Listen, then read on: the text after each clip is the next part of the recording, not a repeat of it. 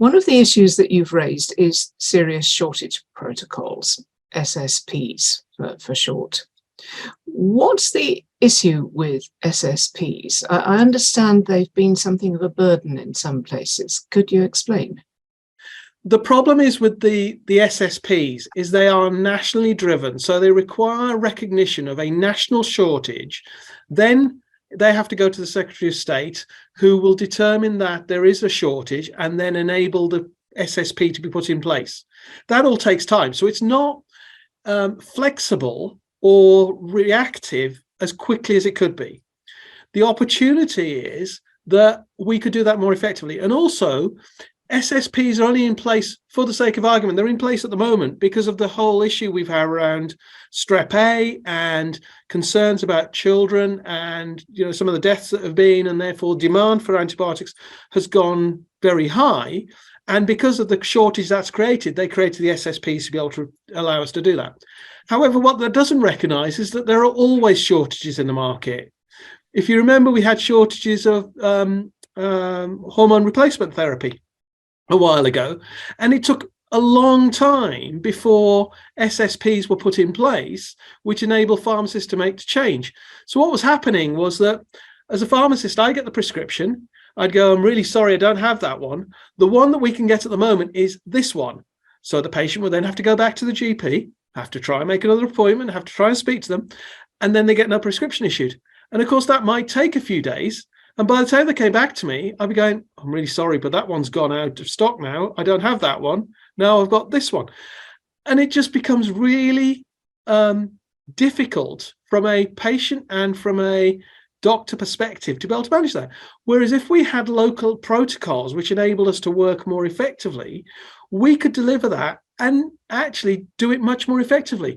The challenge again is, in a way, what you're saying is the pharmacist takes responsibility for the decision making. So it's a bit of a stretch on the repeat prescribing, almost to be able to say, well, I can't get product X, but product Y is equivalent, and therefore I can use that to continue the care of the patient rather than having to bounce backwards and forwards to be treated. That's interesting. Now, have SSPs been adequately communicated to everyone in the system?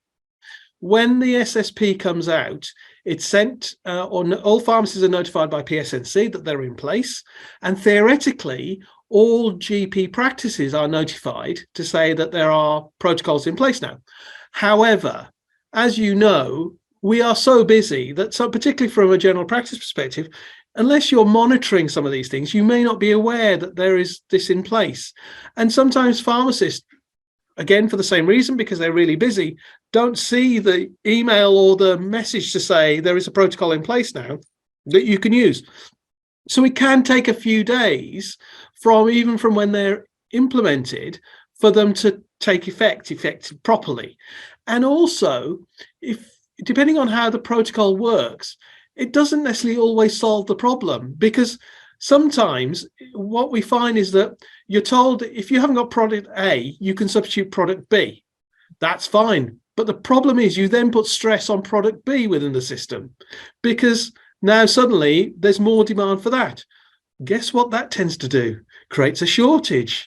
And therefore, you're then back to the same problem about, well, I can't get product A or product B, but I don't have any alternative about what else I can do. So I'm back to that loop of having to speak to the GP or to the nurse or to whoever is the prescriber to get it changed. So the loop just becomes continuous in a way. Whereas, again, what you want to be able to do is say, well, if I can't get product A, I can use product B in preference, but if I can't get product B, I can use product C or D. So you've got a range which enables you to be able to manage that more effectively. And that helps the patient at the end of the day, that they're not going backwards and forwards, worrying about whether they're going to get the medicines.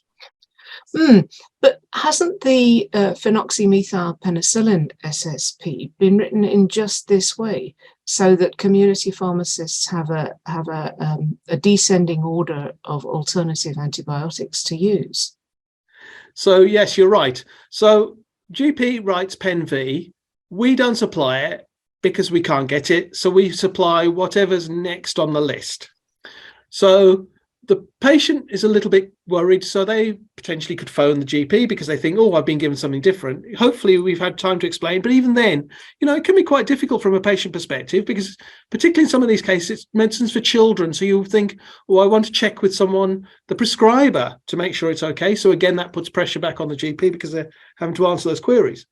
But the GP then goes, oh, they didn't have that. Oh, I'll make my life easier. So what I'll do is I'll prescribe whatever they did prescribe amoxicillin.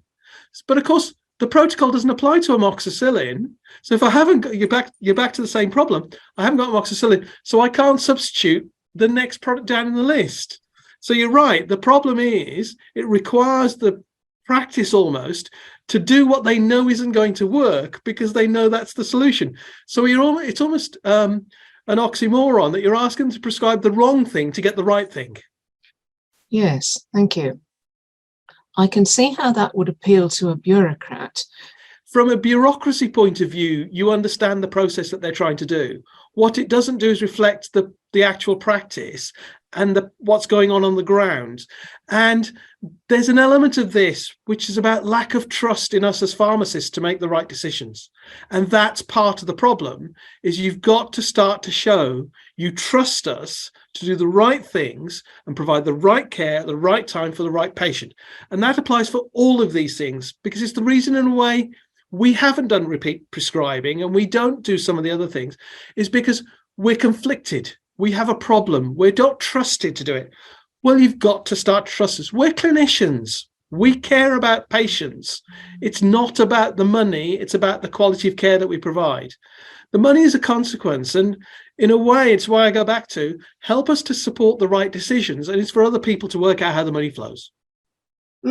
Yes, that's helpful. Maybe this is the moment to ask, where does patient-centered care fit with all of this?